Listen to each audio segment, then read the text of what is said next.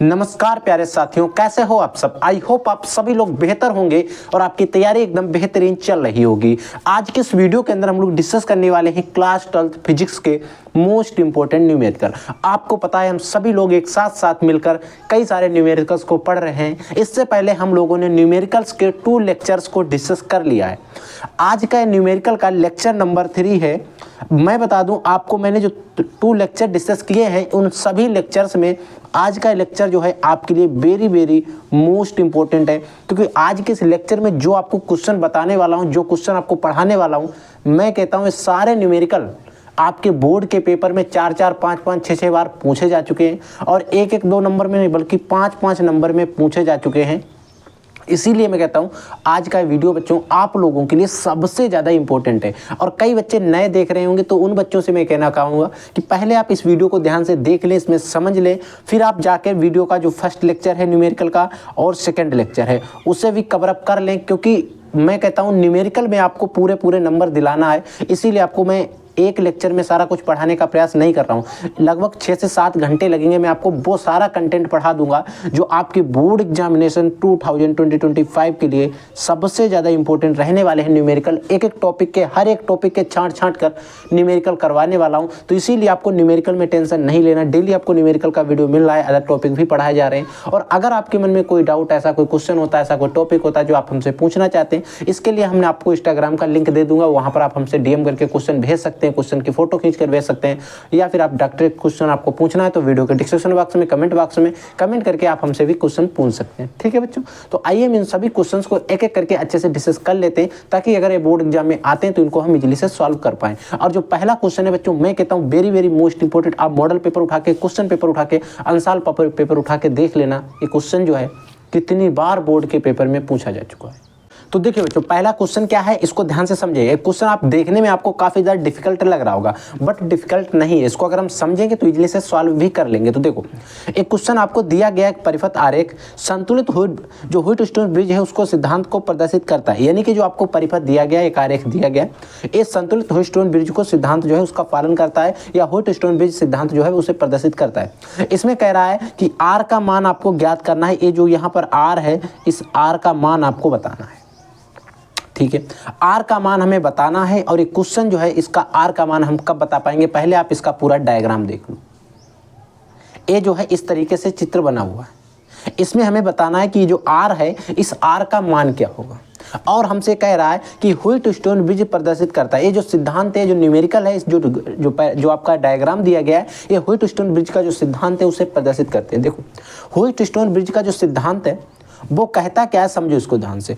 उस Wheatstone bridge सिद्धांत के कहने का मतलब है, अगर P/Q है और ये बराबर है R/S के, P/Q अगर बराबर है R/N के, और इनका क्या बराबर है, अनुपात। इनका अनुपात अगर क्या है बच्चों, बराबर है। अगर इनका अनुपात बराबर है तो अगर इनका जब आप भाग करेंगे, अनुपात निकालेंगे, अगर इनका अनुपात जो है बराबर आ रहा है तो धारा जो होगी उसमें कोई विक्षेप नहीं होगा। तो लिखेंगे धारा में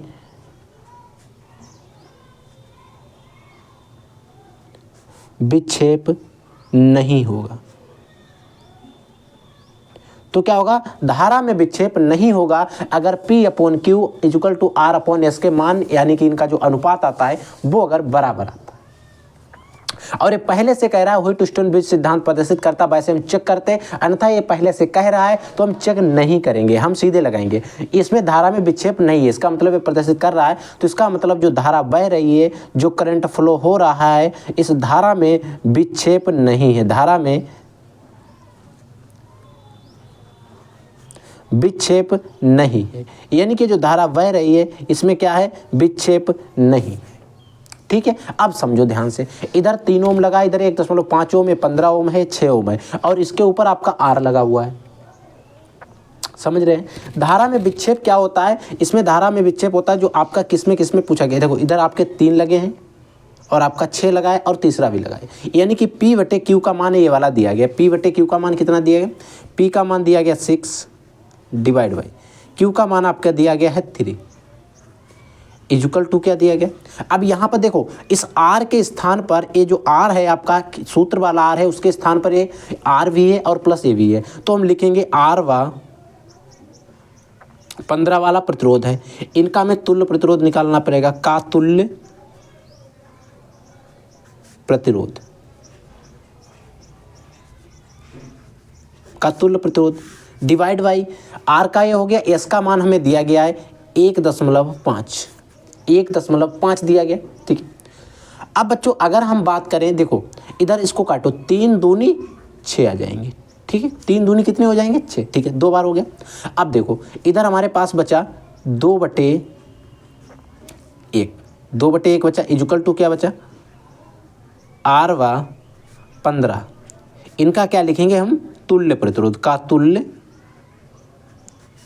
प्रतिरोध।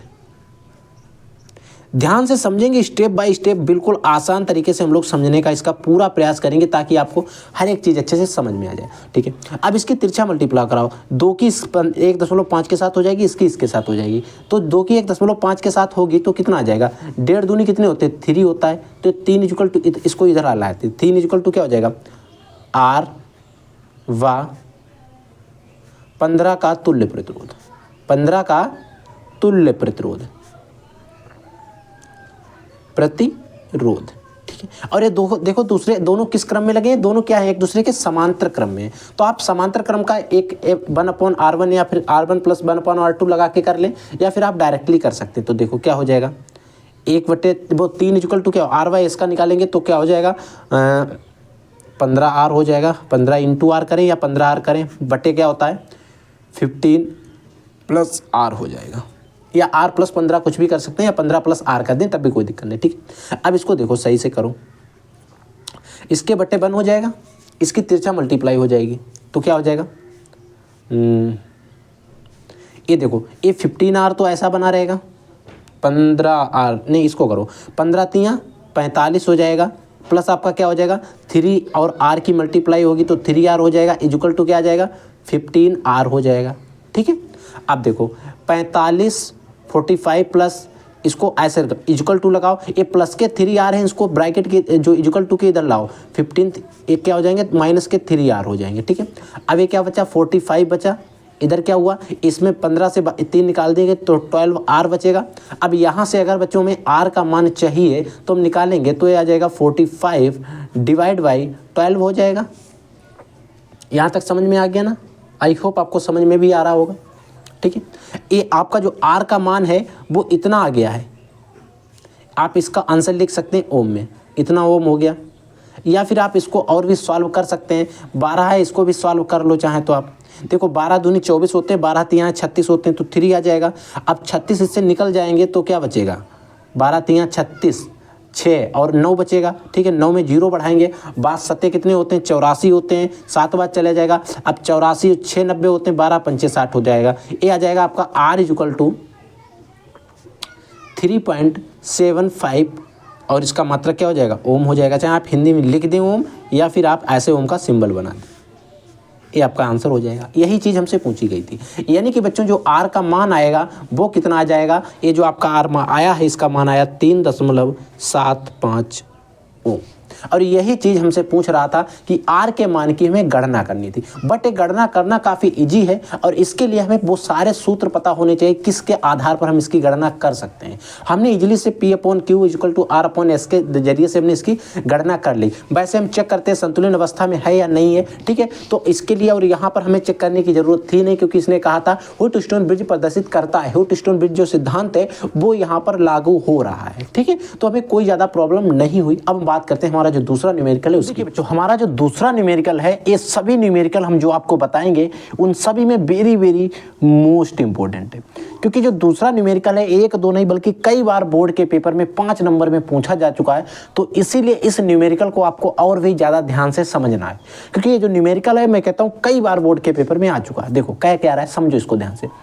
चित्र में प्रदर्शित परिपथ में यदि 10 ओम के प्रतिरोध में धारा 0 हो, इस जो परिपथ आपको दिखाया गया है इसके जो 10 ओम का प्रतिरोध है इसमें धारा का मान कितना हो 0 हो। ठीक है, तो गणना कीजिए। तो हमें गणना करना है, क्या गणना करना है, सबसे पहले निकालना है प्रतिरोध जो है x का मान। यहाँ पर प्रतिरोध आपको एक x दिखाई दे रहा है, इस x प्रतिरोध का आपको मान बताना है, ठीक है। 4 ओम के प्रतिरोध में धारा बतानी है, 3 ओम के प्रतिरोध में धारा बतानी है और 12 ओम के प्रतिरोध में भी धारा बतानी है। 4 क्वेश्चन एक क्वेश्चन के अंदर हमें सॉल्व करना है और आपको पता है क्वेश्चन जो है काफी ज्यादा इंपॉर्टेंट है। और यहाँ पर एक चीज से हमें ये चीज समझना होगा कि कह रहा है 10 ओम के प्रतिरोध में धारा शून्य बह रही है, तो इसका मतलब है जो व्हीटस्टोन-ब्रिज का सिद्धांत है उसका नियम का पालन हो रहा है। तो उसी के अकॉर्डिंग हम इस क्वेश्चन को सॉल्व करेंगे। तो सबसे पहले हम सॉल्व कर रहे हैं प्रतिरोध x का मान। जब हम लोग, और जो व्हीटस्टोन-ब्रिज का सिद्धांत है वो क्या कहता है, P/Q = R/S। इन दोनों का अनुपात क्या होता है, बराबर। ये बच्चों 5 मत समझ लेना, ये S है। क्या है, ये S है। इतना चीज आपको समझना होगा, ये क्या है, S है, ठीक है। अब यहाँ पर देखो, A आपका P हो जाएगा, A आपका Q हो जाएगा, A आपका R हो जाएगा और ये वाला आपका S हो जाएगा। तो देखो P का मान कितना है, 3 ओम है, डिवाइड बाई Q का मान कितना है, X है, ठीक है, इक्वल टू R का मान आपको पता ही है 6 ओम है, डिवाइड बाई आपका S का मान है 12 ओम। ठीक है, यहाँ तक आपको समझ में आ गया। अब देखो इसकी क्रॉस मल्टीप्लाई कराओ इस तरीके से, तो क्या हो जाएगा, 6x इक्वल टू हो जाएगा 12 3 जा कितने होते हैं, 36 होते हैं, ठीक है, ये हो जाएगा। अब हमें चाहिए क्या, x का मान चाहिए। जब हम x का मान निकालेंगे तो 36 डिवाइड बाई 6 हो जाएगा और 6 जा होते हैं 36, यानी कि छछरंग 36 होते हैं, हिंदी में समझो छछरंग 36 होते हैं। तो इसमें x का मान कितना आ गया, 6 ओम आ गया। जो आपका x है इसका मान कितना आया है बच्चों, 6 ओम आ गया। लो, अब हमने इसको इजीली से सॉल्व कर लिया, हमारे पास कोई डाउट नहीं बचा और हम लोगों ने अच्छे से इस क्वेश्चन को भी सॉल्व कर लिया है। तो जो x आया है इसका मान कितना आ गया, 6 ओम, ठीक है। अब देखो ए वाले इसमें धारा शून्य बह रही तो ये काम नहीं करेगा। तो अब हम इसका अगर चेंज परिपथ बनाएंगे तो कैसे बनेगा, देखो एक तार ये है, एक तार ऊपर वाला, एक तार बीच वाला और ये दोनों तारों का कनेक्शन इस वाले तार से। तो देखो इसका परिपथ कुछ इस प्रकार से बन जाएगा। देखो ये आपका मेन तार हो गया, ठीक है। ऊपर 2 प्रतिरोध आए, देखो एक 3 ओम का, एक 6 ओम का, दोनों एक में लगे, फिर एक 6 ओम, एक 12 ओम, 6 ओम और 12 ओम। और ये वाला आपका जो है 10 ओम वाला है जिसमें धारा बह नहीं रही, तो इसको हमने ऐसे छोड़ दिया है ब्लैंक, ठीक है, ऐसे रख सकते हैं, ठीक है। अब हमें इसमें सॉल्व क्या करना है, अब हम सॉल्व करेंगे क्वेश्चन नंबर 1 इसका, सॉरी क्वेश्चन नंबर 2 इसका। क्वेश्चन नंबर 2 देखो, एक ब्लैक पेन, ठीक है। क्वेश्चन नंबर 2 कह रहा है, देखो 4 प्रतिरोध का यानी कि 4 ओम के प्रतिरोध में धारा, इसमें कह रहा है 4 ओम प्रतिरोध, 4 ओम का जो प्रतिरोध है, प्रतिरोध में धारा, इस 4 ओम वाला प्रतिरोध जो है, इसमें 4 ओम वाले प्रतिरोध में धारा, देखो इधर पॉजिटिव इधर निगेटिव है, 5 वोल्ट की बैटरी लगी हुई है, ठीक है। तो इसको सॉल्व करो। देखो यहाँ पर 4 ओम प्रतिरोध में धारा की अगर हम बात करें तो धारा हमें निकालनी है 4 ओम, यानी कि 4 ओम प्रतिरोध में धारा निकालने के लिए आपने धारा का सूत्र पढ़ा होगा, B/R होता है, इसका कुल वोल्टेज बटे कुल प्रतिरोध होता है। ये सूत्र आपने पढ़ा है, नहीं पढ़ा, ठीक है। अब यहाँ पर देखो मैन प्रतिरोध तो कुल प्रतिरोध लेना पड़ेगा हमें, ठीक है। देखो अब हम क्या करेंगे, इन दोनों को सॉल्व करेंगे। पहले देखो ये दोनों तार आपको किस क्रम में दिखाई दे रहे हैं, ऊपर वाला, इसको पहले इधर इसको सॉल्व कर लेते हैं। तो देखो इन दोनों को सॉल्व करेंगे तो ये दोनों श्रेणी क्रम में, तो इनके अब देखो इसका जो नया, इन दोनों को जब हम सॉल्व करेंगे तो 9 ओम आ जाएगा। इसको पहले इसका एक डायग्राम बनाओ। देखो इसका ए वाला हो गया,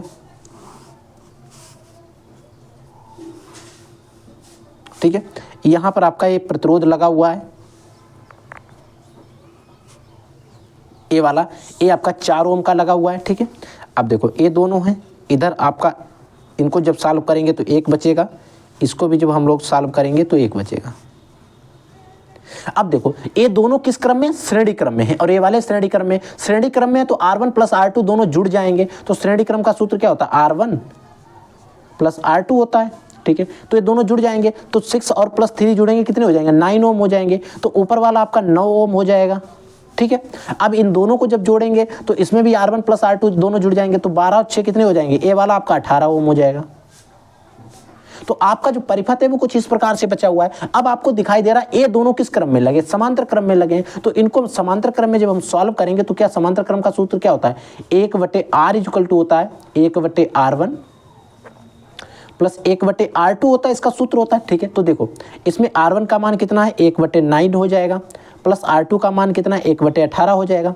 अब इन दोनों में जब आप एलसीएम लेंगे तो एलसीएम आपका आ जाएगा 18 और इसमें भाग करेंगे 9 दूनी 18 प्लस 1 यानी कि 3y, 18 आ जाएगा 18, 6 6 6 18, ठीक है 1/6, यानी कि 1/r इक्वल टू आपका आ जाएगा 1/6 और r का मान आ जाएगा 6 ओम, r इक्वल टू आ जाएगा 6 ओम, ठीक है। तो बच्चों इसका मतलब ये है, यहाँ पर ये जो डायग्राम बचा हुआ है अब हमारे पास कुछ इस प्रकार से बचेगा। देखो ये आपका हो गया, यहाँ पर बैटरी लगी हुई है, इधर आपका 4 ओम का प्रतिरोध, यहाँ पर एक सॉरी इसको नहीं ऐसे लगाएंगे,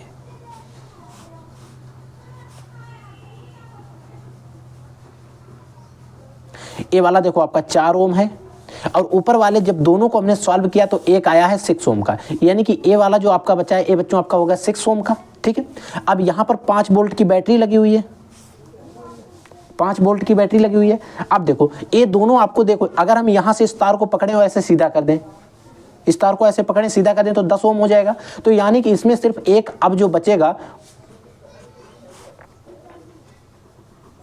ये जो आपका बचेगा ये सिर्फ 10 ओम का बचेगा, ठीक है। इन दोनों को आप जोड़ देंगे 10 ओम हो जाएगा, तो अब 10 ओम हो गया। अब यहाँ पर 5 वोल्ट की बैटरी, अब आपको 10 ओम, यानी कि ये जो 4 वाला ही अब इनको टोटल किया गया 10 ओम। अब देखो, और चाहे तो आप यहाँ पर डायरेक्टली कर सकते थे। अब देखो यहाँ पर कैसे निकालना है, I इक्वल टू I 4 ओम क्या हो जाएगा, B वोल्टेज V/R होता है, R देखो ए वाला भी लग जाएगा, ए वाला भी लग जाएगा, तो चाहे आप एक साथ 10 कर लें या फिर ना करें, ठीक है। I ओम 4 ओम, ठीक है। B का मान है 5 वोल्ट डिवाइड बाई आपका 6 + 4 करें या फिर एक्चुअल में डायरेक्टली 10 लिख लें, ठीक है। 4 ओम वाला हो जाएगा डिवाइड बाई 5 बटे आपका 10, 5 × 5 5 दूनी 10, 1/2, यानी कि बच्चों जो आपका I 4 ओम आ गया है वो आ गया है 1/2 एम्पियर, 1/2 एम्पियर हो गया, ठीक है। अब यानी कि जो आपका डायग्राम है, ये वाला आपका जो चित्र है, इसमें जो धारा बह रही है वो 1/2 एम्पियर की धारा बह रही है। आई होप आपको यहाँ तक समझ में आ गया होगा। अगर इतना समझ में आ गया तो आप इजीली से इस पूरे न्यूमेरिकल को इजीली से सॉल्व कर पाओगे। तो यानी कि हमें पता चल गया इस तार से प्रतिरोध से होकर धारा इसमें दोनों में 1/2 एम्पियर बह रही है। अब बच्चों यहाँ पर देखो दूसरा क्वेश्चन क्या कह रहा है, 4 ओम को तो हम लोगों ने सॉल्व कर लिया। अब कह रहा है 3 ओम के प्रतिरोध में धारा। अब देखो अब यहाँ पर 3 ओम का प्रतिरोध ए है। अब बच्चों यहाँ पर तो हम डायरेक्ट सॉल्व करके लगा नहीं सकते क्योंकि नीचे भी ऊपर है भी, तो हम क्वेश्चन नंबर 3 सॉल्व करेंगे। इसी का 3 ओम प्रतिरोध में धारा, 3 ओम प्रतिरोध में धारा देखो क्या होता है। अब देखो 3 ओम प्रतिरोध में धारा तो I 3 ओम लिखेंगे इसको, ठीक है। अब यहां पर देखो इसमें धारा, एक प्रतिरोध कोई मेन तो है नहीं, ये बीच में लगा हुआ है, तो यहां पर धारा जा रही, दोनों साइड में विभाजन हो रही है, तो इसको निकालने के लिए हम धारा विभाजन का नियम लगाएंगे। धारा विभाजन नियम से, जो आपका धारा विभाजन का नियम है कहता क्या, देखो धारा विभाजन का जो नियम है वो I 3 ओम निकालेंगे, I 3 ओम, ठीक है। ये नियम जो है एक कहता है कि आपकी जो धारा है, ठीक है, इनटू में आपको रखना क्या रहता है, विपरीत प्रतिरोध। आपको क्या रखना पड़ता है, विपरीत, जो उसके विपरीत प्रतिरोध है, विपरीत प्रतिरोध, बटे में आपका रहता है कुल प्रतिरोध, कुल प्रतिरोध। ये धारा विभाजन नियम है, ठीक है। अब देखो I का मान कितना आया है, 1/2 आया है, इनटू विपरीत प्रतिरोध, मतलब ए वाला इसका पूछा गया, इसके विपरीत में कितने, 9 ओम है और 12 ओम है और 6 ओम है, तो विपरीत में कुल कितना है, 12 और 6 जोड़ देंगे कितना हो जाएगा, 18 ओम। तो विपरीत में कुल प्रतिरोध कितना है, 18 ओम है, प्लस आपका कुल प्रतिरोध, तो 18 ओम तो विपरीत वाला हो गया कुल में, और हमारा क्या है 6 + 3 ए वाला है, ए वाला भी तो साथ ही में लगा है, तो 6 और +3 कितने हो जाएंगे, 9। एक मिनट रुको, ये देखो इसमें जा रही है, ये 6 ओम है +3 9 हो जाएंगे ना, ठीक है, ऊपर वाले 9 है ना, तो देखो ये आपके 9 हो जाएंगे, ठीक है, कुल प्रतिरोध हो गया। अब देखो 1/2 इनटू में 18 डिवाइड बाई 18 और 9 को अगर हम ऐड करेंगे तो आपके हो जाएंगे 27 यानी कि 27। अब देखो दुनेम 18, ये आ गया 9/27, 9/27, और इसको भाग करेंगे 9 × 9, 9 × 3 = 27 यानी कि 1/3। यानी कि बच्चों जो I 3 ओम आया है, I 3 प्रतिरोध में जो धारा बहेगी वो 1/3 3 एम्पियर बहेगी। 1/3 एम्पियर धारा इसमें बह रही होगी। आई होप आपको I3 एम्पियर में कितनी धारा बह रही है समझ में आ गया होगा। अब देखो बच्चों, चौथा जो है इसमें कह रहा है कि 12 ओम प्रतिरोध में कैसे कितनी धारा बह रही है। अब देखो 12 ओम प्रतिरोध ये है, इसमें विपरीत वाले जोड़ देंगे बटे कुल प्रतिरोध करेंगे, इसमें भी उसी तरीके से हमें सॉल्व करना है। तो इसमें भी सेम रूल, सेम नियम, सेम रेगुलेशन से हमें इसको भी सॉल्व करना है। हम लिखेंगे 12 ओम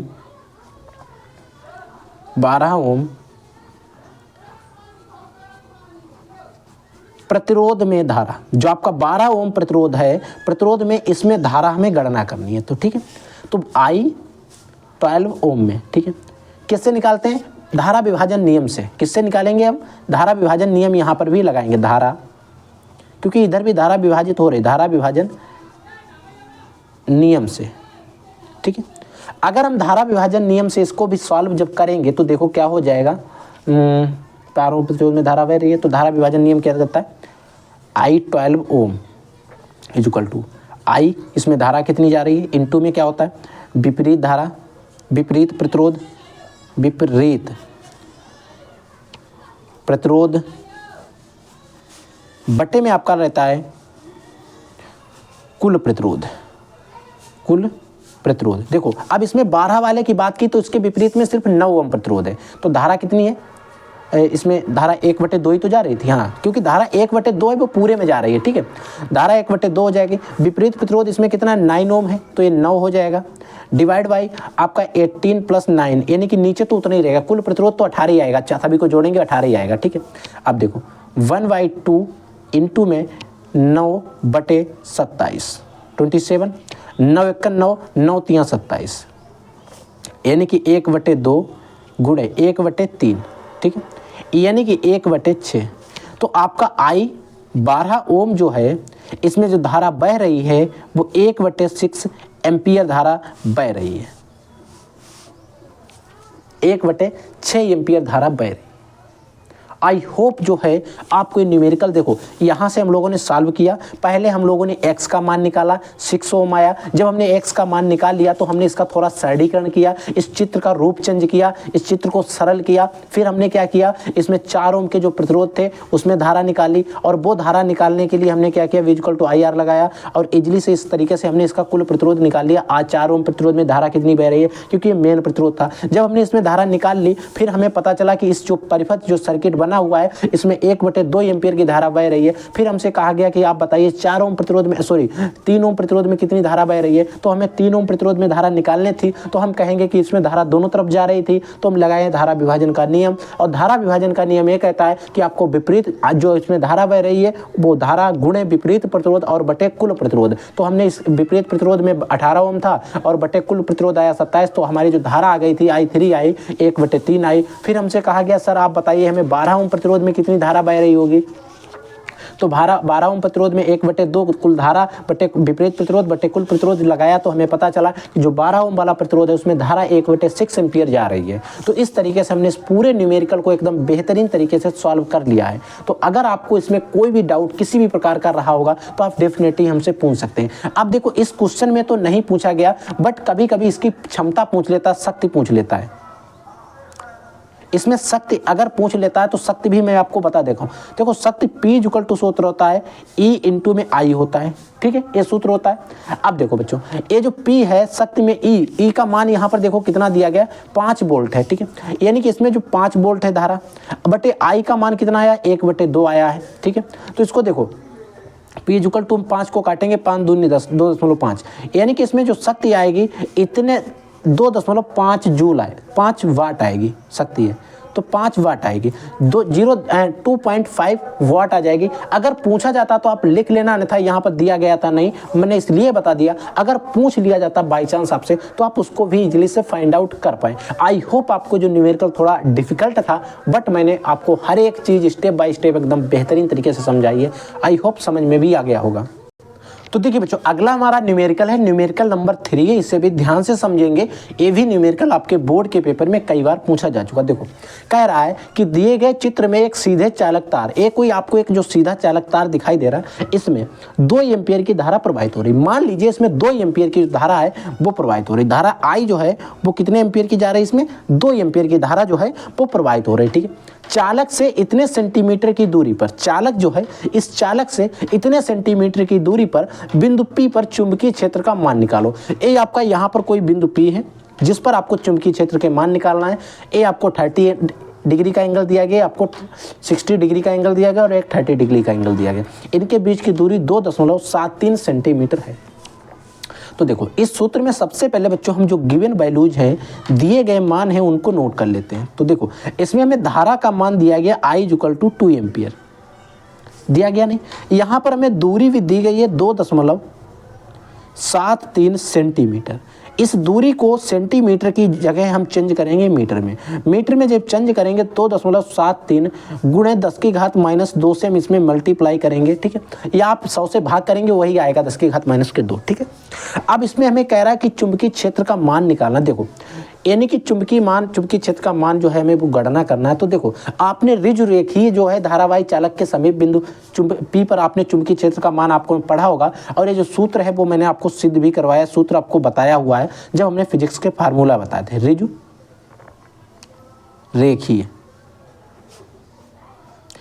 रेखीय धारावाही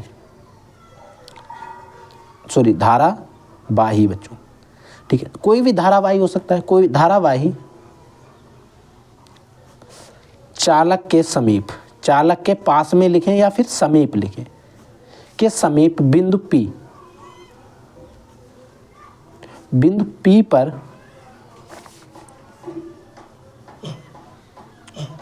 जो बिंदु P है उस पर हमें निकालना है चुंबकीय क्षेत्र।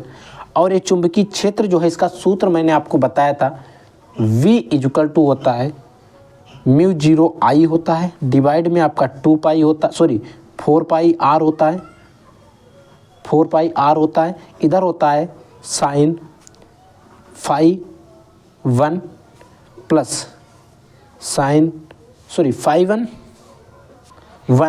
प्लस sin 2 हो जाएगा। ठीक है, ये हो जाएगा। यहाँ पर एक थीटा ही तरीके से आप समझ सकते हैं। ठीक, अब देखो अब इसी में हम सारे वैल्यूज को पुट कर देंगे और इजीली से सॉल्व कर लेंगे। तो देखो V = μ0/4π। देखो एक μ0 और अपान में 4π जो है इसका मान एक कांस्टेंट होता है, आप इस तरीके से साइड में लिख दो, μ0/4π।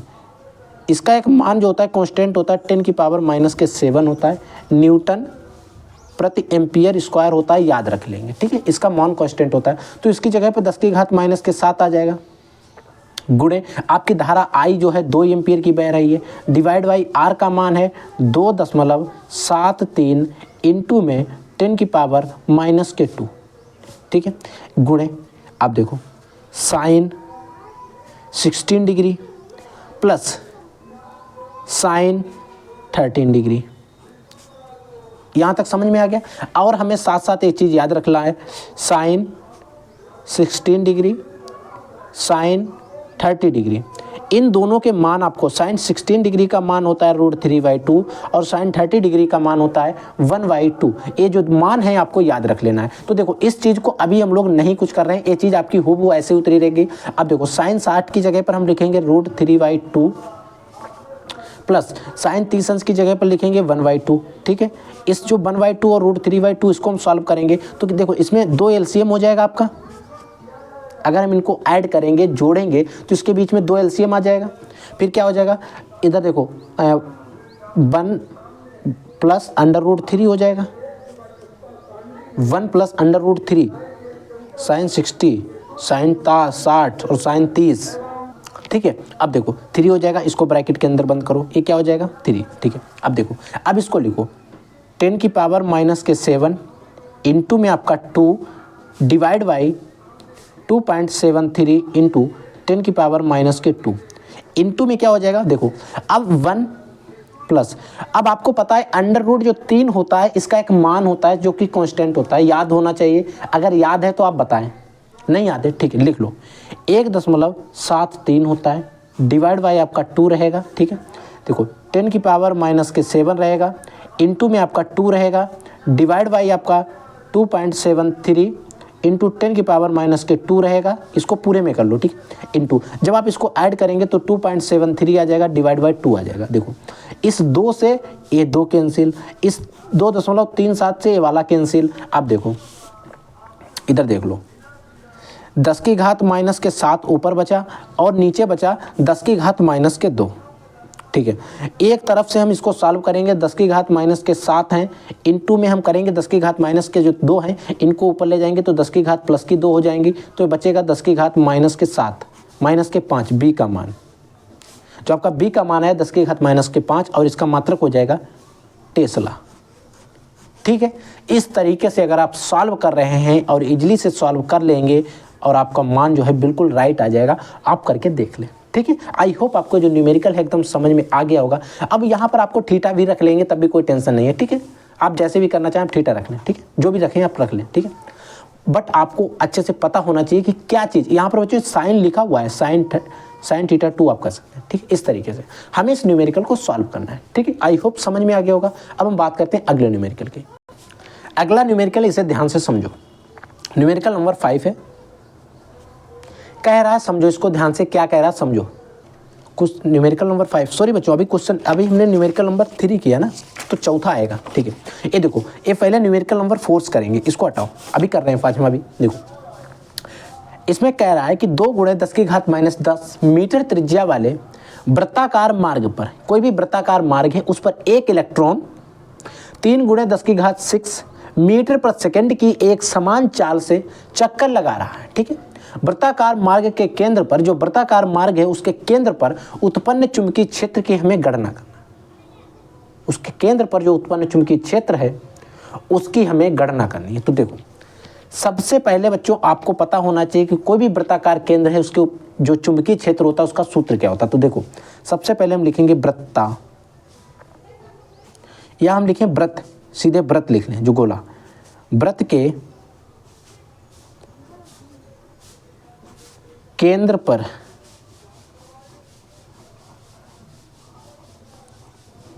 चुंबकीय क्षेत्र, जिसको लिखते हैं V से। इसका सूत्र होता है μ0 I अपॉन में होता है बच्चों 2R होता है, ये सूत्र होता है।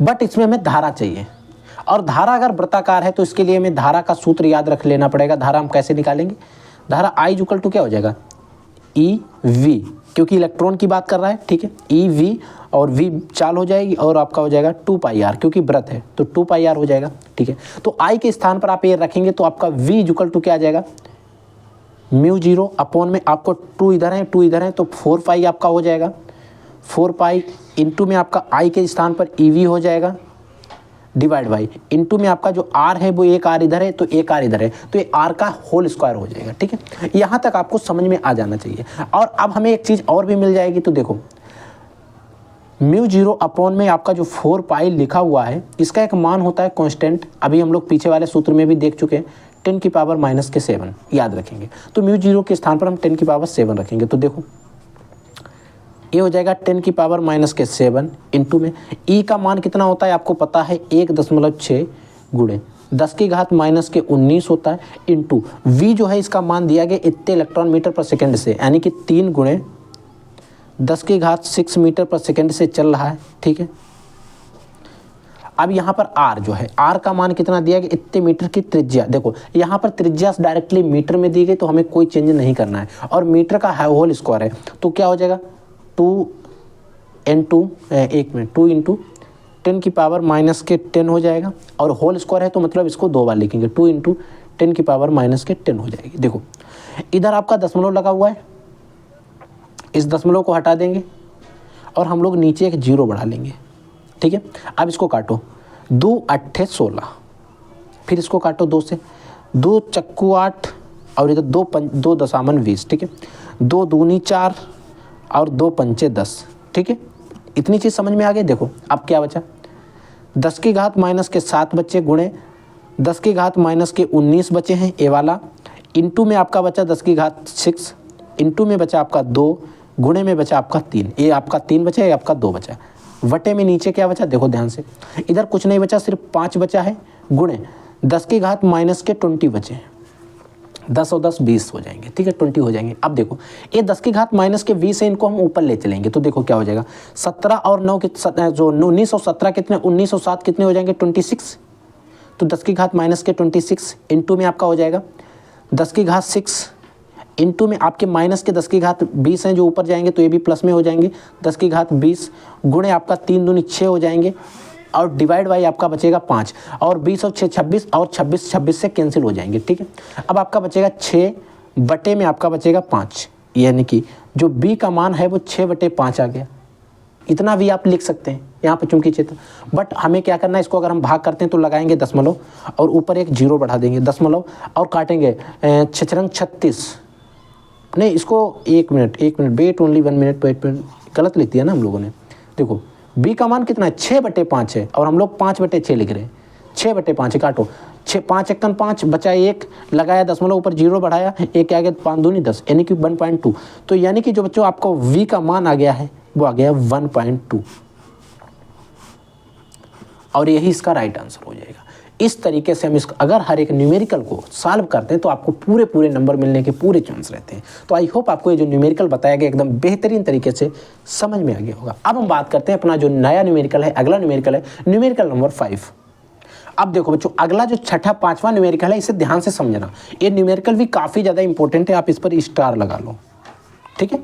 अब देखो समझो न्यूमेरिकल क्या कह रहा है, अगर आप लैंग्वेज समझ लेंगे तभी आप न्यूमेरिकल को सॉल्व कर पाएंगे, अन्यथा आपको हवा भी नहीं लगी कि न्यूमेरिकल क्या हुआ है, ठीक है। एक इलेक्ट्रॉन 10 की घात -2 वेबर प्रति मीटर के चुंबकीय क्षेत्र में 10 की घात 7 मीटर पर सेकंड के वेग से वृत्ताकार मार्ग पर चल रहा है। वृत्ताकार मार्ग पर चल रहा है, इसकी त्रिज्या इतनी है 0.60 सेंटीमीटर है। इलेक्ट्रॉन का विशिष्ट आवेश E/m ज्ञात करना है। बहुत इंपॉर्टेंट सूत्र है, इंपॉर्टेंट न्यूमेरिकल भी है। तो देखो अगर हमें पता होगा चुंबकीय क्षेत्र जो होता है उसके प्रभाव के कारण अगर कोई वृत्ताकार गति कर रहा है तो कण के लिए आवश्यक अभिकेंद्र बल का आपको सूत्र पता होना चाहिए। यानी कि चुंबकीय क्षेत्र है उसके प्रभाव से यदि कोई भी वृत्ताकार गति कर रहे हैं, कोई भी वृत्ताकार गति कर रहा है कण, तो उस कण के लिए आवश्यक जो अभिकेंद्र बल होता है उसका सूत्र आपको पता होना चाहिए। उसका सूत्र होता है अभिकेंद्र बल के लिए mv²/r होता है, ये आपका उसका सूत्र होता है। और वो चुंबकीय बल जो है, ये जो सूत्र है, ये जो आपका अभिकेंद्र बल होता है वो जो होता है वो चुंबकीय जो आपका बल होगा उसके बराबर होता है। ये सिर्फ वृत्ताकार गति के लिए, ठीक है। किसके बराबर होता है, जो चुंबकीय बल होता है उसके बराबर होता है। तो चुंबकीय बल के लिए हम लगाते थे QVB, इसके बराबर होगा, ठीक है। तो mv²/r जो है QBB के बराबर होगा, ठीक है। अब यहाँ पर बात हो रही है इलेक्ट्रॉन के लिए, क्योंकि यहाँ पर कह रहा है एक इलेक्ट्रॉन के लिए, तो इलेक्ट्रॉन के लिए हम इसको थोड़ा और सॉल्व करेंगे। इलेक्ट्रॉन के लिए, किसके लिए, इलेक्ट्रॉन के लिए। तो देखो एक ME हो जाएगा क्योंकि इलेक्ट्रॉन की बात कर रहा है, MeV² और आपका हो जाएगा MeV²/r हो जाएगा, इक्वल टू हो जाएगा, क्योंकि आवेश नहीं यहाँ पर हो जाएगा इलेक्ट्रॉन EV हो जाएगा। अब देखो इस वाली B से एक B तो हम कर देंगे कैंसिल, इस वाली B से एक B को कैंसिल कर देंगे। अब यहाँ पर क्या बचा, देखो इसमें हम लिखेंगे इस वाली E को लिखेंगे और ये वाला नीचे आ जाएगा M बचे, क्योंकि EM ही हमसे पूछ रहा है E/m, तो EM इक्वल टू क्या हो जाएगा E और ये वाले नीचे, ये वाला नीचे आ जाएगा। चाहे आप ME लिख लें या डायरेक्टली M लिख लें, ME हो जाएगा। तो ये वाला V बचेगा, ऊपर एक V बचा है, नीचे क्या बचा, ये R और ये V, ये आपका हो जाएगा। और इसी सूत्र में अगर हम मान रख देते हैं तो E/m जो है इसका मान आ जाएगा और हमारा यही जो है इसका राइट आंसर भी हो जाएगा। तो देखो V का मान कितना है, देखो इतने मीटर पर सेकंड से वेग से वृत्ताकार मार्ग पर चल रहा है, इतने मीटर पर सेकंड से, यानी कि V का मान है 10 की घात 7, 10 की घात 7 है, ठीक है, बटे इतने मीटर पर सेकंड से कहाँ गए, इसकी त्रिज्या जो है R, त्रिज्या जो R है इसका मान देखो कितना दिया गया, इसका मान जो है ये दिया गया 0.16 सेंटीमीटर। इस बच्चों 16 सेंटीमीटर को हम पहले मीटर में चेंज करें तो 0.16 इंटू 10 की पावर माइनस के 2 मीटर हो जाएगा। और ये 0.2 संख्या के बाद हम तो इसको लिखेंगे 60 गुणे 10 की घात माइनस के 4 मीटर। तो आर का मान ये हो जाएगा, ठीक है। इतने वेग से इतने वेबर मीटर प्रति क्षेत्र में इतने मीटर वेबर, देखो एक इलेक्ट्रॉन 10 की घात माइनस 2 वेबर प्रति मीटर स्क्वायर के चुंबकीय क्षेत्र में, यानी कि जो बच्चों आपको v का मान दिया गया है 10 की पावर माइनस के 2 दिया गया है, ठीक है। अब देखो r के स्थान पर रखेंगे 16 इंटू 10 की पावर माइनस के 4 इंटू v के स्थान पर रखेंगे 10 की पावर माइनस के 2, ठीक है।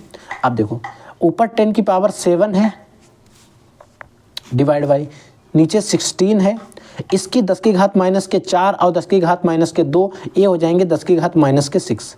इन 10 की घात माइनस 6 को हम ले चलेंगे ऊपर तो क्या हो जाएंगे 10 की घात 7 गुणे 10 की घात 6, ये भी प्लस के हो जाएंगे जो ऊपर जाएंगे और नीचे बचेगा 60। अब देखो इधर हो गया 10 की पावर प्लस की 13 डिवाइड बाई 60। हम क्या करेंगे इसकी दो घातों को कम करेंगे, देखो हम कुछ जीरो बढ़ाएंगे, 10 की घात 2 बढ़ा 2 जीरो बढ़ाते हैं तो क्या बचेगा 10 की घात 11 बचेगा और नीचे बचा है 60। इसको काटेंगे, एक जीरो से एक जीरो कैंसिल, 6 एकन 6 हो जाएगा, लगाएंगे दशमलव बचेंगे 4 छचरंग 36 छचरंग 36 छचरंग 36, यानी कि देखो E/m इसका मान कितना आ गया 1.66 गुणे 10 की घात प्लस के 11, यहाँ पर माइनस में नहीं है प्लस के 11 है, इसका मात्रक हो जाएगा C4 कूलाम हो जाएगा। और द्रव्यमान किस में नापते हैं किलोग्राम, कूलाम बटे किलोग्राम, और यही इसका जो है राइट आंसर हो जाएगा। यही चीज़ हमें निकालनी थी, E/m का मान ज्ञात करना था, हमने निकाला है 1.66 गुणे 10 की घात 11 कूलाम बटे किलोग्राम। आई होप आपको जो न्यूमेरिकल है एकदम बेहतरीन तरीके से समझ में आ गया होगा। अब हम बात करते हैं अगले न्यूमेरिकल की। देखो जो छठवां जो हमारा न्यूमेरिकल है क्या कह रहा है, इसको ध्यान से समझो। कह रहा है कि दो समांतर धारावाही तार परस्पर 40 सेंटीमीटर की दूरी पर है। परस्पर क्या है 40 सेंटीमीटर की दूरी पर है, ठीक है। प्रत्येक तार में 80 एम्पीयर की धारा समान दिशा में प्रवाहित हो रही है। प्रत्येक तार में 80 एम्पीयर की धारा समान दिशा में प्रवाहित हो रही है, ठीक है। एक तार पर दूसरे में प्रवाहित धारा के कारण चुंबकीय क्षेत्र तथा उसकी 150 सेंटीमीटर लंबाई पर लगने वाले बल की गणना करना। यहाँ पर दो चीजें निकालनी है।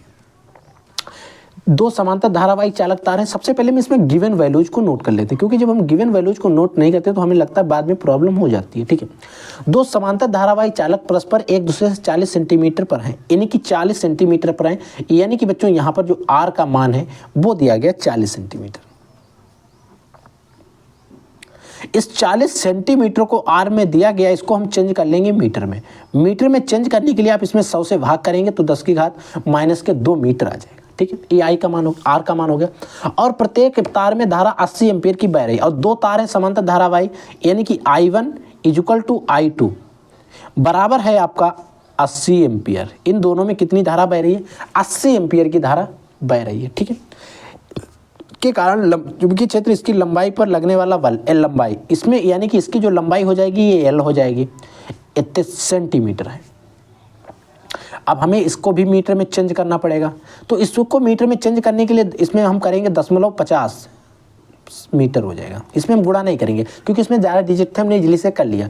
1.50 मीटर हो जाएगा, ठीक है। तो L का मान, ए वाला L का मान हो गया, ए धारा I का मान हो गया, ये आपका आर का मान हो गया। ये 3 मान है जो कि हमें यहीं पर आवश्यकता पड़ेगी, इसीलिए हमने इनको पहले लिख लिया। एक तार जो है उस तार पर दूसरा जो धारावाही तार होता है उसके कारण उत्पन्न जो चुंबकीय क्षेत्र होता है उसका सूत्र आपको पता होना चाहिए। आई होप आप लोगों को पता भी होगा। देखो क्या होता है, ये अगर एक तार है, ठीक है, समझ लो एक बार, एक तार है, उस एक तार पर दूसरे धारावाही तार है उसके कारण जो उत्पन्न चुंबकीय क्षेत्र होता है उसका सूत्र है, देखो ये होता है μ0 डिवाइड बाई आपका होता है 2 पाई, ठीक है। μ0 डिवाइड में आपका 2 पाई होता है, इनटू में होता है I अपॉन में आपका होता है R। ये जो सूत्र होता है ये इंपॉर्टेंट है क्योंकि यहाँ से न्यूमेरिकल आपको कई बार बोर्ड के पेपर में देखने को मिलते हैं, ठीक है। अब μ0 अपॉन में 2 पाई जो है इसका मान कितना होता है, देखो μ0 अपॉन 4 पाई का मान तो होता है 10 की घात 7, बट μ0 अपॉन 2 पाई का मान कितना होता है 2 इंटू 10 की पावर माइनस के 7, ठीक है। 4 पाई की जगह पर 2 पाई है तो 2 इंटू 10 की पावर माइनस का 7 होता है, ठीक है। तो अब हम जो सूत्र है इसको कुछ चेंज करके हम ऐसे लिख सकते हैं 2 इंटू 10 की पावर माइनस के 7 इंटू में I इंटू में आपका R हो जाएगा, ऐसा लिख सकते हैं। ठीक है, देखो V इक्वल टू 2 इंटू 10 की पावर माइनस के 7 इंटू I का मान हमें पता नहीं है, पता है कितना है 18 है, डिवाइड बाई R का मान कितना आया है R 40 गुणे 10 की घात माइनस के 2, एक जीरो से ये वाला जीरो कैंसिल, 2 से 4 कैंसिल, 2 दूनी 4 और 2 दूनी 4, 2 चक्कू 8। ठीक है, यानी कि जो बच्चों B का मान बचा है वो बचा 4 गुणे 10 की घात माइनस के 7 बटे 10 की घात माइनस के 2। ठीक है, इसको भी सही करके लिखें, इसका सरलीकरण करेंगे 4 इंटू 10 की पावर माइनस के 7, इसको भी ऊपर ले जाएंगे तो 10 की घात हो जाएंगे 2। अब क्या हो जाएगा V इक्वल टू 4 इंटू 10 की पावर माइनस के 5 बचेंगे, जब इससे 2 को हम घटा देंगे कितना बचेगा 10 की पावर 2। अब ये जो बच्चों है इसका B का मान आ गया, ये आता है वेबर प्रति मीटर स्क्वायर। ठीक है, ये आ गया। अब फिर क्या कह रहा है समझो इसको ध्यान से, प्रवाहित के कारण, देखो एक तार पर दूसरे में प्रवाहित धारा के कारण चुंबकीय क्षेत्र तथा इसकी 150 सेंटीमीटर लंबाई पर लगने वाला बल का सूत्र भी हमें ज्ञात करना है। अब अगर एक तार है लिख ही लेते हैं, देखो इस लैंग्वेज को भी हम लिख लेते हैं क्योंकि यहाँ पर जो लैंग्वेज है वो आपके लिए इंपॉर्टेंट है। क्या है, दूसरे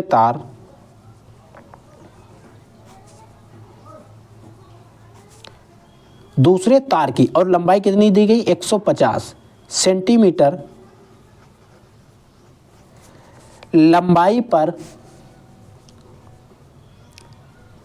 लगने वाला फोर्स या फिर बल, सूत्र हो जाएगा F equal to ILV sine theta.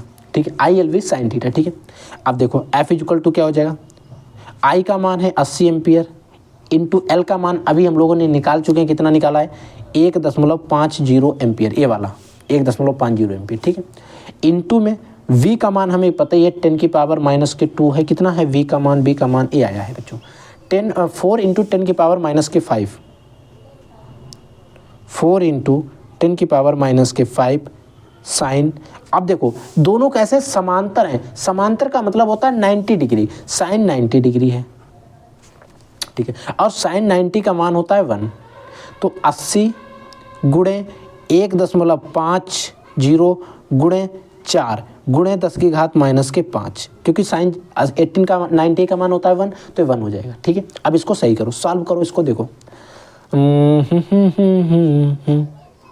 F equal to देखो 1 इधर देखो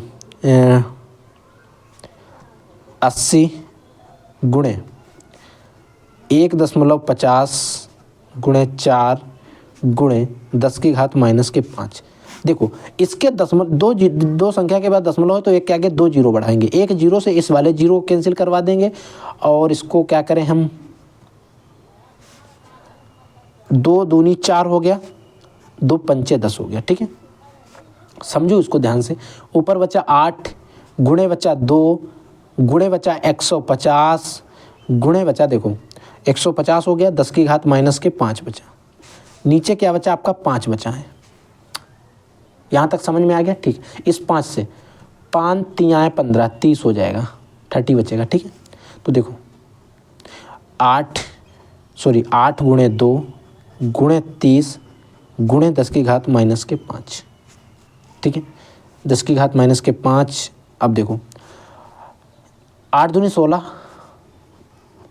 और 8 दूनी 16 और 8 दूनी 16 3 48, डायरेक्ट कर लो, 16 3 48 480 गुणे 10 की घात माइनस के 5, आप गुणा करके देख लेना।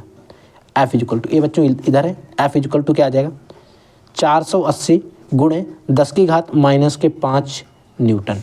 ये वाला भी आपका राइट आंसर है। अगर आप इसका थोड़ा सरलीकरण करेंगे तो हम लिखेंगे 4.80 इंटू 10 की पावर माइनस के 3 न्यूटन कर सकते हैं, क्योंकि बल जो है न्यूटन में ही कार्य करता है, सही मात्रक होता है। तो इस तरीके से हम इस न्यूमेरिकल को इजीली से सॉल्व कर लेंगे। आई होप आपको जो छठा न्यूमेरिकल है एकदम बेहतरीन तरीके से समझ में भी आ गया होगा। ठीक है बच्चों, अब हम बात करते हैं अगले न्यूमेरिकल की।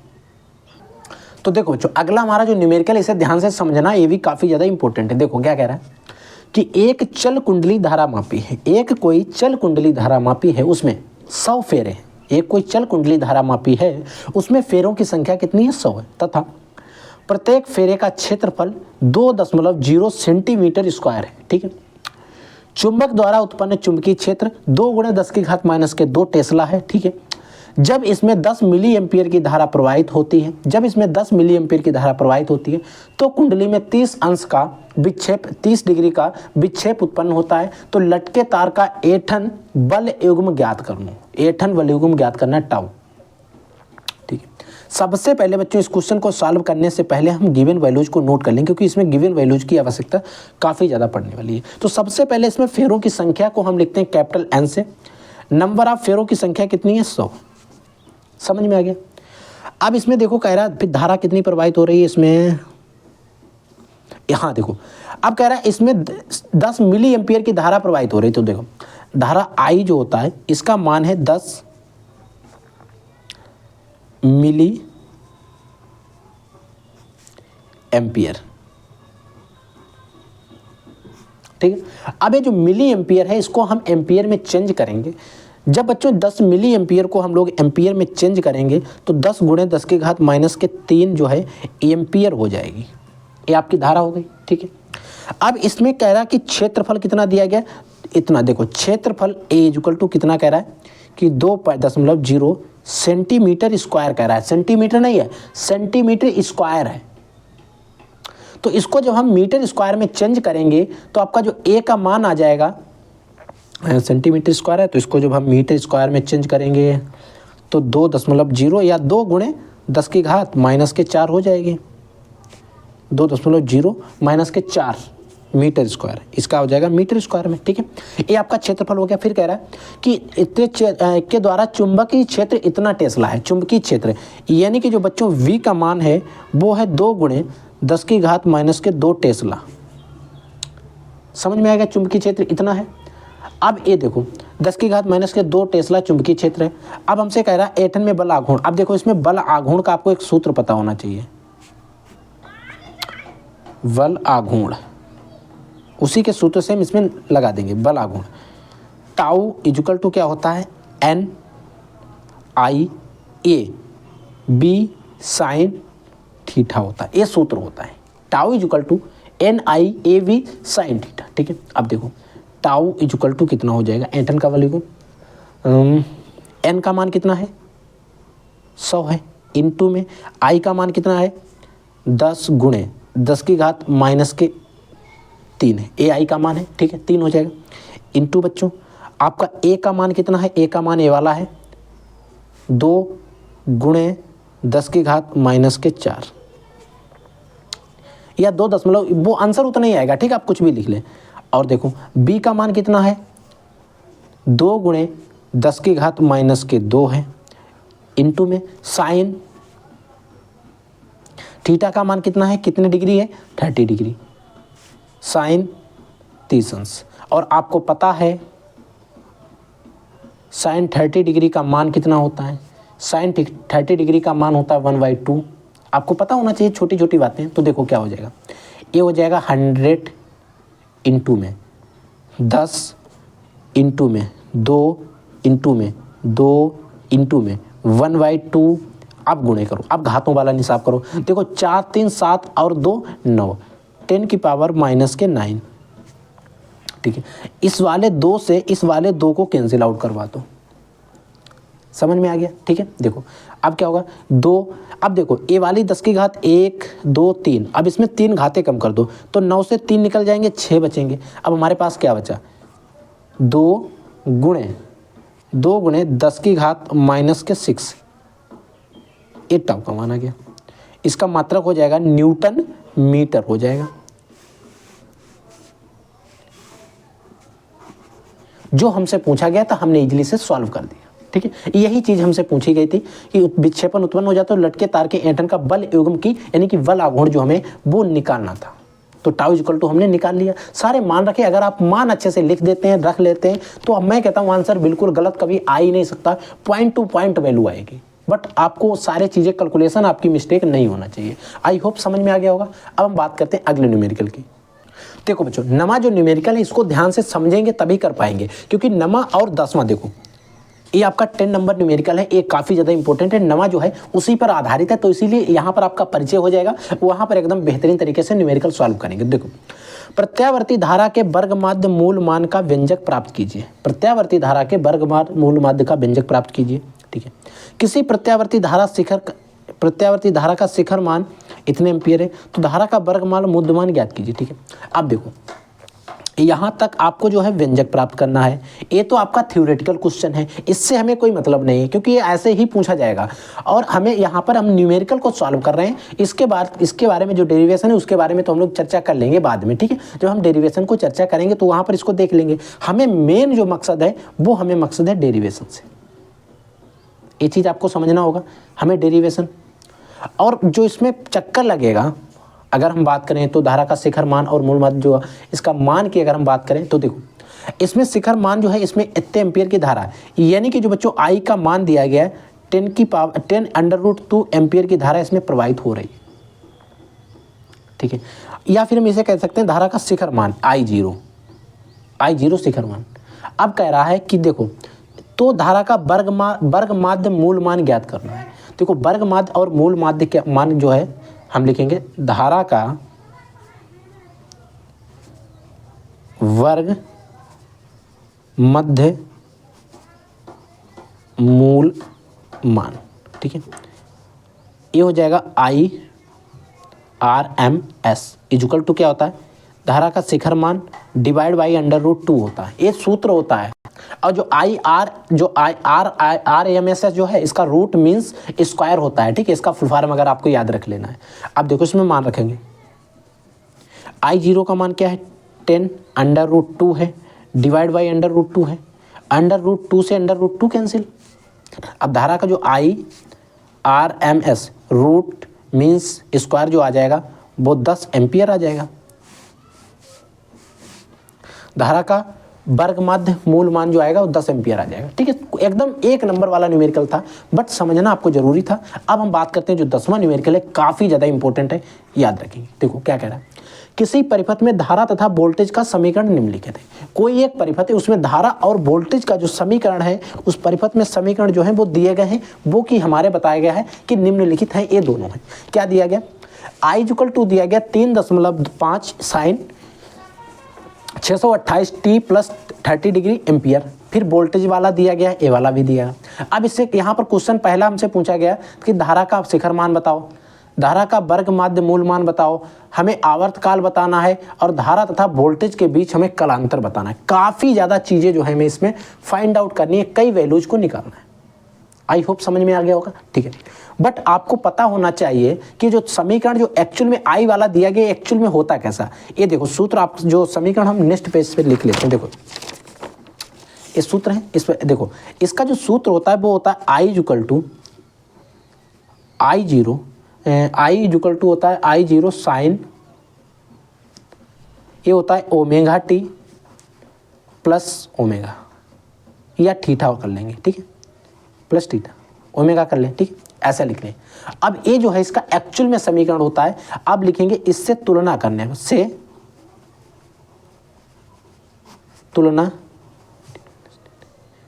करने पर थीटा से तुलना करने पर। देखो अब देखो क्या कह रहा है कि धारा का शिखर मान जो है वो क्या होता है।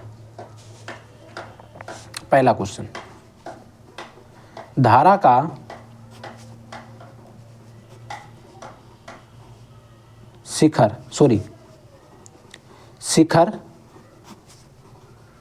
मान क्या होता है I0। अब देखो I0 के स्थान पर यहाँ पर देखो ये समीकरण दिया गया, तो I के स्थान पर I0 के स्थान पर I0 साइन होता है, तो I0 के स्थान पर कितना है 3.5, यही इसका आंसर हो जाएगा। इससे हमने तुलना करी है आंसर, और इसका मात्रक एम्पियर में हो जाएगा। खत्म, पहला क्वेश्चन सॉल्व हो गया। अब देखो दूसरा क्वेश्चन कह रहा है कि धारा का वर्गमाध्य मूल मान बताओ। धारा का वर्गमाध्य मूल मान जो होता है वो क्या होता है IRMS इक्वल टू क्या होता है, धारा का शिखर मान बटे √2 होता है। ठीक है, अब धारा का शिखर मान कितना आया, 3.2 आया, 3.5 आया है बटे √2 है। हम क्या करेंगे, √2 से ऊपर नीचे गुणा करा देंगे, √2 से हम ऊपर नीचे गुणा कराएंगे तो क्या हो जाएगा, √2 3.5 √2 डिवाइड बाई 2 हो जाएगा, डिवाइड बाई 2 हो जाएगा। अब आपको पता होना चाहिए अंडर रूट जो 2 होता है इसका मान 1 होता है। √2 जो है बच्चों इसका एक मान होता है जो कि होता है कांस्टेंट, या फिर हम इसको पहले भाग करो, 2 1 2 लगाया 0.2 7 14 1.7 आ जाएगा, ठीक है, 1.7 7 14 तो 5 10, ठीक है। इधर देखो 1.75 √2 है, आप चाहें तो यही लिख सकते हैं, ठीक है, या फिर आप √2 का मान रख दें 1.75 गुणे √2 का मान होता है 1.1414 414 होता है, ठीक है। अब आप इसकी मल्टीप्लाई कर देना, इसकी जब आप मल्टीप्लाई करेंगे तो IRMS जो आएगा इसका मान आ जाएगा 2.74 एम्पियर। इस तरीके से धारा का शिखर मान जो है वो इतना आ जाएगा। अब हमें तीसरा क्वेश्चन इसी में हमसे क्या कह रहा है, देखो तीसरा कह रहा है बच्चों आवर्तकाल, आवर्तकाल भी हमें निकालना है। आवर्तकाल जो है तीसरा जिसमें कह रहा है आवर्तकाल T इक्वल टू एक सूत्र होता है 2 पाई ओमेगा, 2 पाई ओमेगा होता है, ये आवर्तकाल का सूत्र होता है। तो 2 गुणे पाई का मान आपको पता है 3.14 होता है, आप सभी को पता है। ओमेगा का मान देखो, इसमें ओमेगा के स्थान पर देखो क्या होता है, साइन ओमेगा टी होता है। ओमेगा टी यहाँ पर दिया गया, ओमेगा के स्थान पर 628 दिया गया, टी दिया गया है, तो ओमेगा के स्थान पर क्या रखेंगे 628 रखेंगे। 628 में इसको काटेंगे, 2 3 6 2 1 2 2 चक्कू 8, यानी कि ये आ जाएगा 3.14 डिवाइड बाई 314। ऊपर से 2.0 हटा देंगे, 2 संख्या के बाद 0.0 बढ़ा देंगे तो ए बटे बचेगा 314 314 1/100, 1/100 बचेगा। तो टी का मान जो आ जाएगा वो कितना आ जाएगा 0.01 सेकेंड, ठीक है, ये आपका इसका मान आ जाएगा, आवर्तकाल आ गया, ठीक है। अब हमसे दूसरा क्या कह रहा है, धारा तथा वोल्टेज के बीच कलांतर देखो। चौथा हमसे कह रहा है इसी में धारा तथा वोल्टता के बीच कलांतर,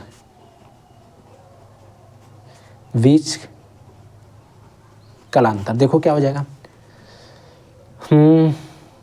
इसमें थीटा का मान दोनों कितने हैं, इसका देखो दोनों 30 अंश दिए गए, ये सूत्र होता है, इसका थीटा माइनस थीटा होता है, ठीक है, ये वाला होता है, इसके बीच कलांतर आई थीटा और कलांतर वी थीटा, ऐसा होता है, ठीक है। अब देखो, अब इसमें ये सूत्र है तो इसका 30 डिग्री दिया गया माइनस, और इसका भी 30 डिग्री दिया गया, तो माइनस माइनस प्लस हो जाएगा, यानी कि 30 + 30 इक्वल टू 60 हो गया। अब 60 डिग्री को पाई 60 डिग्री आ गया। अगर इसको हम चेंज करें तो 60 को हम π/3 लिख सकते हैं, π/3 रेडियन में, इसको ऐसे भी लिख सकते हैं। तो यही इसका जो कलांतर है वो इतना आ जाएगा, ठीक है। आई होप आपको समझ में आ गया होगा। ये जो पूरा न्यूमेरिकल है काफ़ी ज़्यादा इंपॉर्टेंट न्यूमेरिकल है, बोर्ड एग्जाम में यहाँ से क्वेश्चन भी पूछे जाते हैं। तो इसीलिए बच्चों इस न्यूमेरिकल को भी आप लोग ध्यान से अच्छे से याद रखेंगे, क्योंकि अगर यहाँ से न्यूमेरिकल में क्वेश्चन पूछे जाते हैं तो आप उस क्वेश्चन को इजीली से हॉल्व कर पाओ। और आई होप एक तरीके से मैं कह सकता हूँ कि इस तरीके का एक न्यूमेरिकल आपके बोर्ड के पेपर में जरूर आएगा, तो इसीलिए आप इस क्वेश्चन को तो और भी अच्छे से पढ़ के जाएंगे, ठीक है। अब हम बच्चों बात करते हैं, अगला हमारा जो न्यूमेरिकल नंबर 11 है और आज का हमारा जो है लास्ट न्यूमेरिकल भी होने वाला है। तो देखो बच्चों, अगला हमारा न्यूमेरिकल नंबर 11 है और ये न्यूमेरिकल बोर्ड के पेपर में ज़्यादातर 1 नंबर में पूछा जाता है, तो इसीलिए इस न्यूमेरिकल को भी हमें सॉल्व करके सीख लेना चाहिए। देखो, निर्वात में एक आवर्त वैद्युत चुंबकीय तरंग के चुंबकीय क्षेत्र वाले भाग का आयाम इतने नैनो टेस्ला है। तरंग के विद्युत क्षेत्र वाले भाग का आयाम बताओ। चुंबक जो तरंग है उसके वैद्युत क्षेत्र वाले भाग का आयाम बताना है। तो सबसे पहले हम गिवन वैल्यूज जो है वो उनको नोट डाउन कर लेते हैं। यानी कि हमें जो यहाँ पर V0 चुंबकीय क्षेत्र का आयाम दिया गया 510 नैनो टेस्ला दिया गया है, नैनो तस्ला, समझ रहे होगे, ठीक है। अब कह रहा है कि यहाँ पर वैद्युत क्षेत्र वाले भाग का आयाम, यानी कि बच्चों E0 का हमसे पूछा गया है, क्वेश्चन मार्क है। और ये निर्वात में एक आवर्त वैद्युत क्षेत्र, निर्वात में, ठीक है। तो देखो, निर्वात में प्रकाश की चाल आपको पता है कितनी होती है, निर्वात या वायु में प्रकाश की चाल कितनी होती है, ठीक है, आई होप याद होगी, ठीक है, तो कोई टेंशन नहीं, ये आपसे पूछा गया। बट इन नैनो टेस्ला जो दिया गया इसको हम पहले टेस्ला में चेंज कर लेते हैं। देखो 510 गुणे नैनो टेस्ला को जब आप टेस्ला में कन्वर्ट करोगे तो 10⁻⁹ टेस्ला हो जाएगा, 9 टेस्ला, इसको टेस्ला में कन्वर्ट हो गया, ठीक है। अब देखो अब निर्वात में प्रकाश की चाल C क्या होता है, E0/V0 हो जाएगी, इसी सूत्र में हम मान रख देंगे। अब हम लिखेंगे कि तरंग वैद्युत अंश E0 है, इसका अंश क्या है, E0 है, आयाम, ठीक है। तो देखो अगर हम C E और हमसे पूछा क्या क्या V0 दिया गया, इसका तरंग वैद्युत अंश का आयाम ही पूछा गया, तो E0 क्या हो जाएगा, ये हो जाएगा आपका C इंटू में C, और इसकी देखो इसको निकालेंगे, इसकी मल्टीप्लाई हो जाएगी V0, ठीक है। अब C का मान आपको पता है 3 गुणे 10 की C जो प्रकाश की चाल होती है 3 गुणे 10⁸ मीटर प्रति सेकंड होता है, ठीक है। और V0 का मान कितना है 510 गुणे 10⁻⁹ 10⁻9 से 10⁸ को कैंसिल करेंगे, 10⁻1 बचेगी, 1 बचेगी, तो इसका मतलब है 30, इसके आगे हम 30 गुणे 510 गुणे 10⁻⁻1 इतना ही तो बच रहा है, यही चीज़ है, यहाँ तक तो डाउट नहीं होगा शायद आप लोगों को, ठीक है। अब देखो इसकी मल्टीप्लाई करो, 10⁻3 का 0, 3 × 3 और देखो 3 0 0, 3 × 3 × 15, इतना आ गया, यहाँ तक समझ में आ गया, ठीक है। अब देखो इंटू 10⁻⁻1 है, इतना समझ में आ रहा है, ठीक है। ये 10⁻⁻1 से इसको हम कैंसिल कर देंगे 0 को, तो क्या बचेगा 553, E0 क्या हो जाएगा 553 वोल्ट, जो वैद्युत क्षेत्र होता है इसका मात्रा क्या होता है वोल्ट प्रति मीटर, इस तरीके से वोल्ट प्रति मीटर। आई होप बच्चों मैंने जो 11 न्यूमेरिकल आज आपको बताए हैं इसमें से हर एक न्यूमेरिकल अच्छे से समझ में आ गया होगा। अगर किसी भी न्यूमेरिकल में जरा सा भी कोई भी डाउट रहता है तो आप वीडियो के डिस्क्रिप्शन बॉक्स में जाकर इंस्टाग्राम का लिंक दिया गया वहाँ पर उसका स्क्रीनशॉट हमें भेज सकते हैं, या फिर कोई एक नॉर्मल डाउट है, कोई क्वेश्चन आप पूछना चाहते हैं तो वीडियो के कमेंट सेक्शन में कमेंट करके आप क्वेश्चन जरूर पूछ लेना। और बच्चों मैं बता दूं आप लाइक करें या ना करें बट एक कमेंट जरूर करके जाएंगे कि आपको नेक्स्ट वीडियो किस टॉपिक पर चाहिए, क्योंकि हमें नहीं पता है कि आपका किस टॉपिक पर ज़्यादा वीक चल रहा है, तो आप बता देंगे तो वो टॉपिक हम जल्दी कवर अप कर देंगे, अन्यथा हम तो अपने हिसाब से पढ़ाएंगे, उसमें आपको वो सारे टॉपिक कवर अप कराएंगे जो आपके बोर्ड एग्जाम के लिए इंपॉर्टेंट है, ठीक है। तो आप लोग पढ़ते रहिए, आगे बढ़ते रहिए, कोई डाउट होता है कोई क्वेश्चन होता है तो आप डेफिनेटली हमसे जरूर पूछेंगे। I will take in this class, तब तक के लिए जय हिंद, वंदे मातरम।